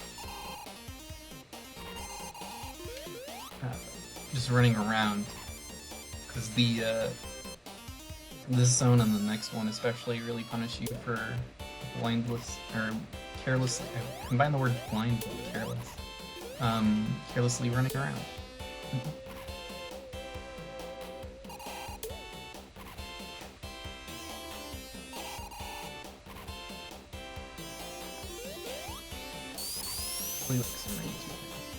Just one ring, perhaps. There we go, 3 of them, that's nice. Oh, because the boss is next, I think. This boss has a really cool effect that I like, but it's also kind of a tricky one to not get hit with.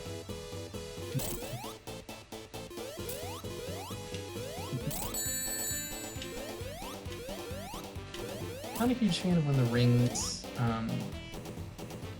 fall through the floor and don't bounce. Usually they bounce, so there's usually an opportunity to grab a couple. It's always nice to have a multitude of rings, so that way when they fall out of you, it's easy to recover them.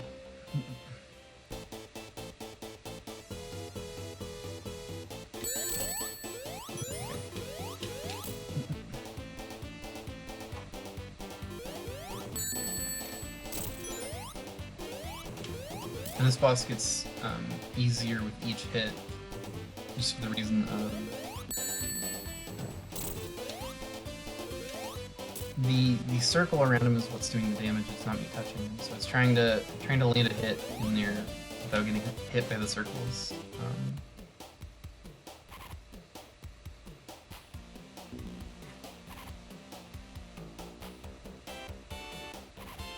I really wish I didn't have to use two containers of the last boss,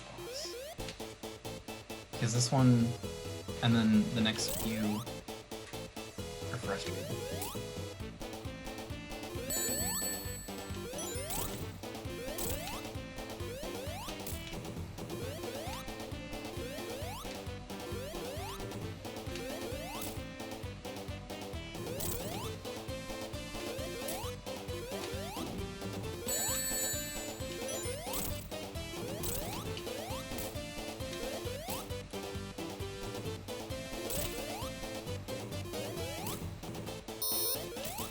There we go.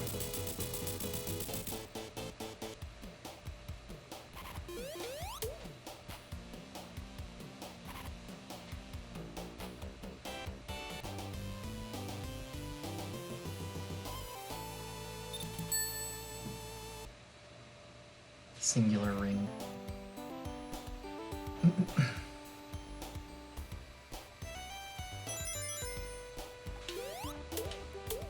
This is the only zone in the game that is a fish bullet hell type thing, and it's, you know, fun, interesting mechanic, and for the most I think it's pretty nicely implemented. There's a couple of bugs, like if you move too fast, the plane won't keep up with you, and then you just die. Because you can fall off the plane and then fall to your death. Also not a huge fan of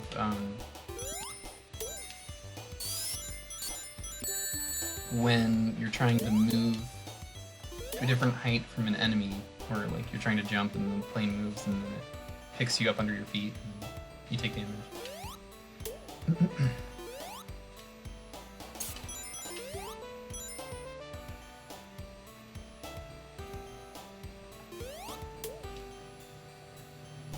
And then the giant plane here. That's where the next zone's gonna be. I thought this was always a really cool way of doing a cutscene. They do that a lot in Sonic 3. There's a lot more cutscenes in that game than this one. I always thought as a kid that the fire would kill you if it touched you, but it doesn't, which is nice. Because it wouldn't really make sense to punish a player after coming far into the stage.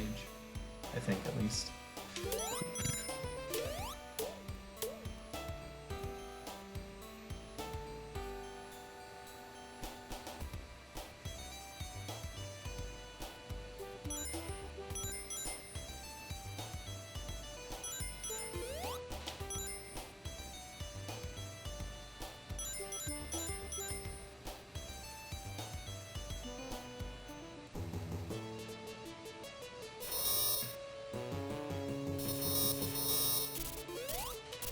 So that's the point where Tails leaves us on our journey, and it's now a one-player only experience. And this is perhaps maybe, I think, one of those zones where I think not having Tails is kind of tough, especially in the boss.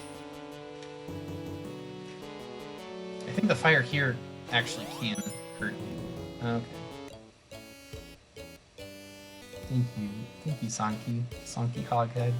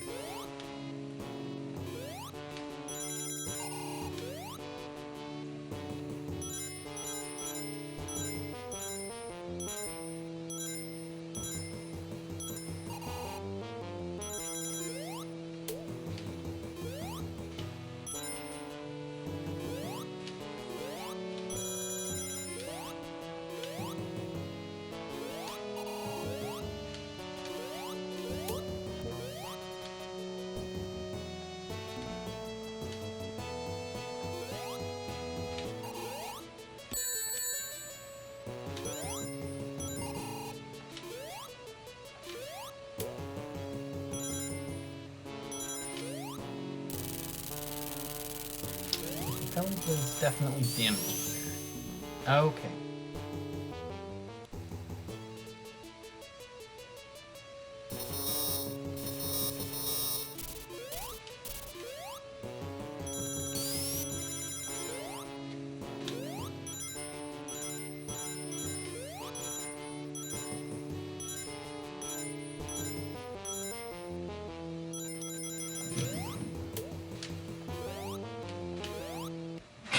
Gonna pause for a second.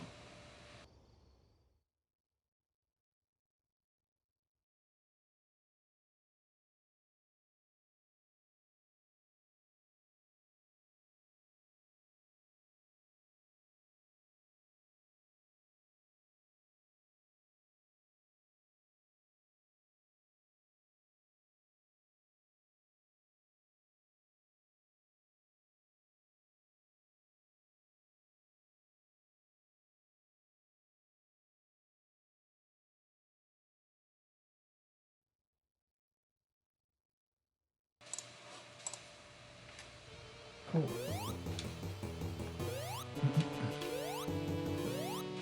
There we go.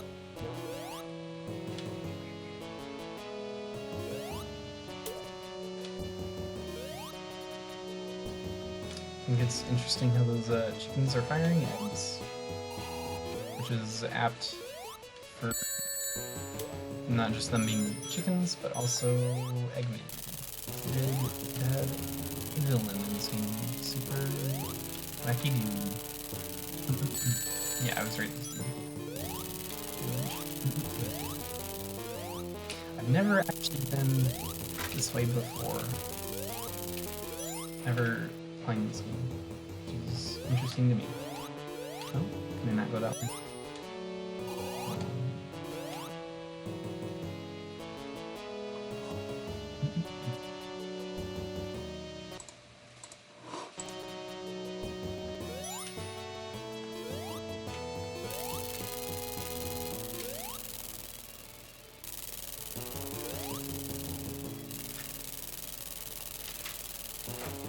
Oh, cool. No, I refuse this.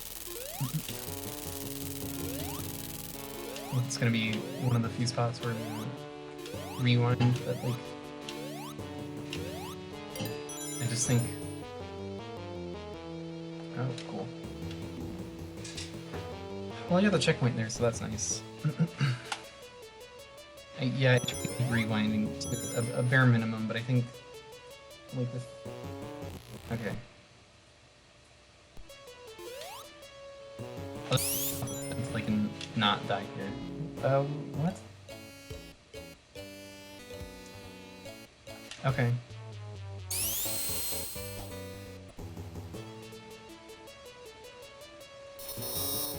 Interesting.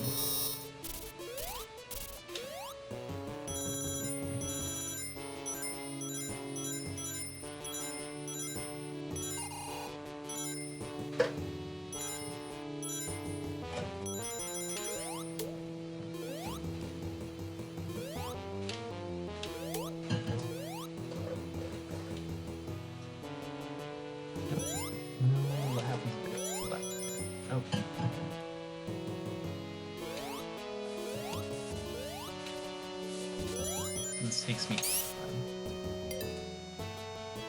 Well, that's a better checkpoint than some of the other ones are. Yeah, I've never, in any of my times playing Sonic 2, been up this way before.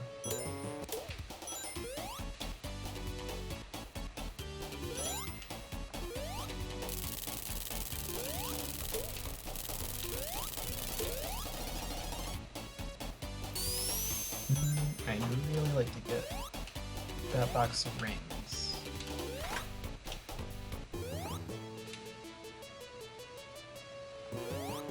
I don't really get it, which is okay.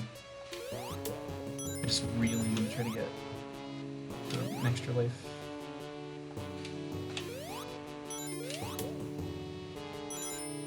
And I'm super close, I just don't accidentally take damage of them. Okay. There we go. That's good. What's going on here? What's the expectation here? Oh, here. Remember, this part. Okay.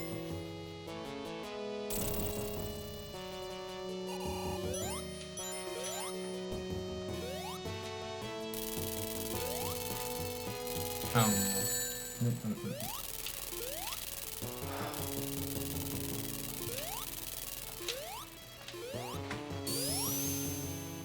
What? What was that? I think I just accidentally hit the wrong direction. That had to... Oh. Oops.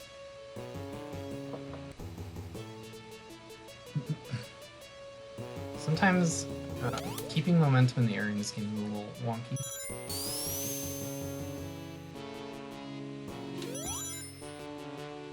Not like the worst thing in the world. This is not that bad. It's really nice that there's 20 free range.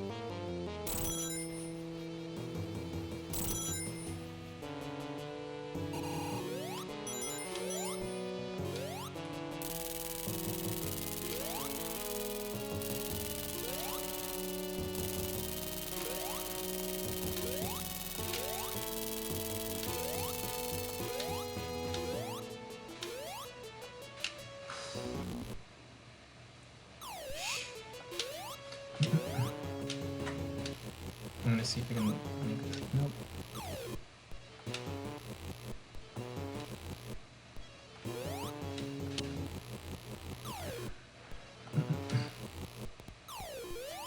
I'd like to at least see kind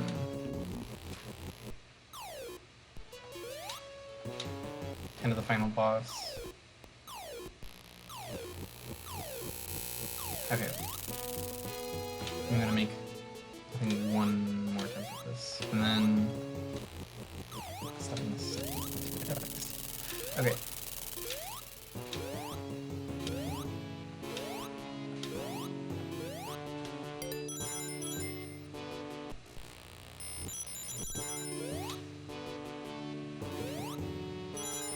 Oh, you can. Oh no, you can't make that. How do you make this?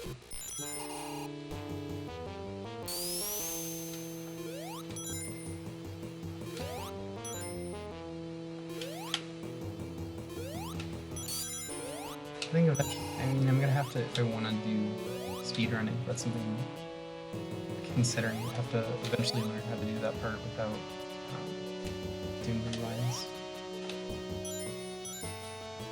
I think that's another example there of Sonic not really shining as a platformer, where certain timed areas are a little rough.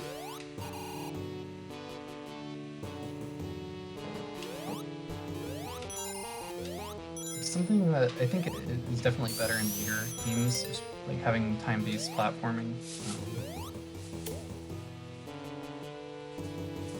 Especially with the obstacles that fall out from under your feet. Here's where the boss is. Not huge, you know, this one.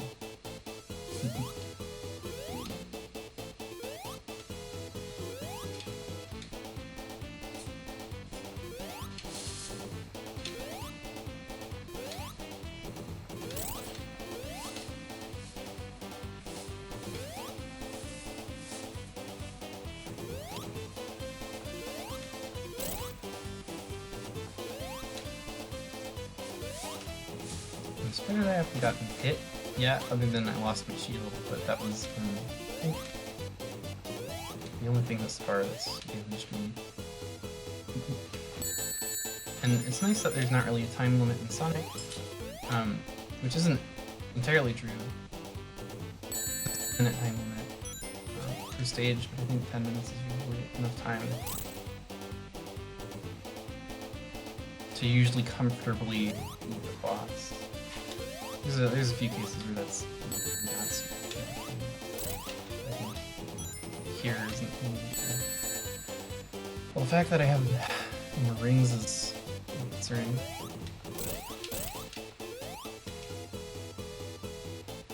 I'm mostly nervous about, there we go. Oh, it's so good. I was really nervous about the platform stabbing me from the bottom. Oh, that's a cute little thing where you can see through the window and stand where it is. Oh, I forgot about this part.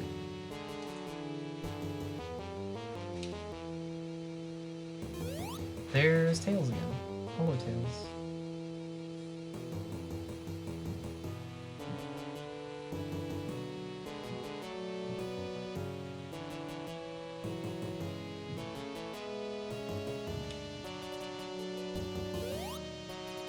This cutscene's a little weird. What it's trying to get across is that Eggman's going to space, and then Tails is trying his hardest to get you into the rocket.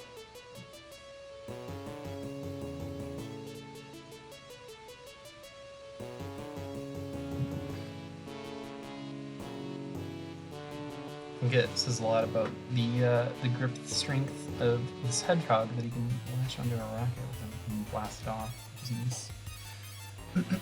Here is where things get really rough, because you have to face two bosses in a row. One is, I forget what version of this robot something called, because there's different...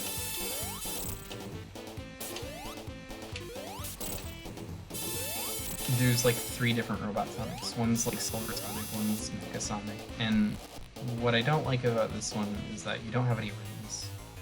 So it's just trial and error trying to remember the pattern, because this boss has a set pattern.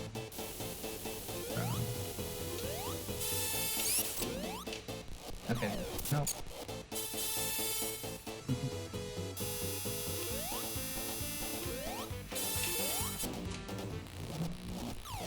Okay, figure out what I'm doing wrong there. Oh.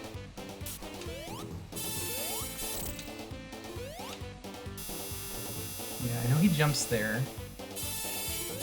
And then later he does this thing where he jumps and then shoots quills out. He alternates between not... And the gameplay is really suffering here because I'm doing a lot of rewinds, but I kind of want to show off this boss more than I do actually want to beat the game. I just want to show you guys the final boss here. That's where he jumps and shoots the quills, so you have to stay on the grate here. And it's a set pattern every time, which... Oh, nice. Which I think has its benefits.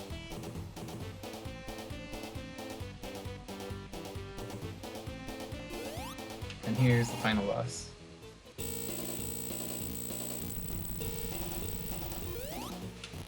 And this one's a lot of... I'm just kind of messing around here just to show what it looks like. It's a lot of randomization, and it really sucks because the places where you can hit the boss aren't entirely clear, and everything's a one-hit kill. So it's really frustrating. It's notoriously, I think, the largest in the game. So yeah, there's that attack, which can reach you all the way from across the side of the stage. And this boss has, I think, 16 hits instead of the normal 8. And it's just not a good time.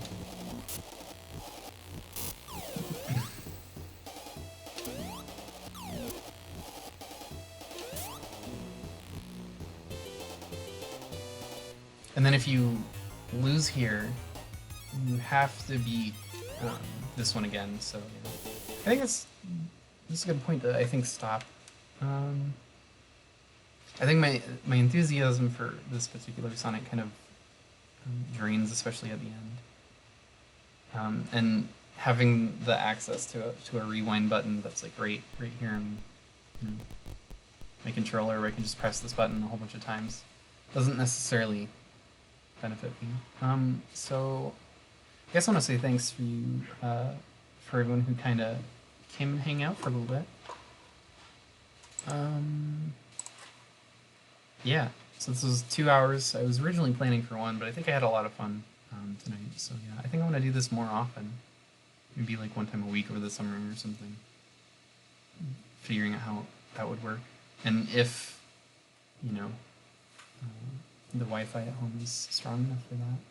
But yeah, thanks everyone for coming by. I'm gonna see if I can get the VOD for this and upload it online or something.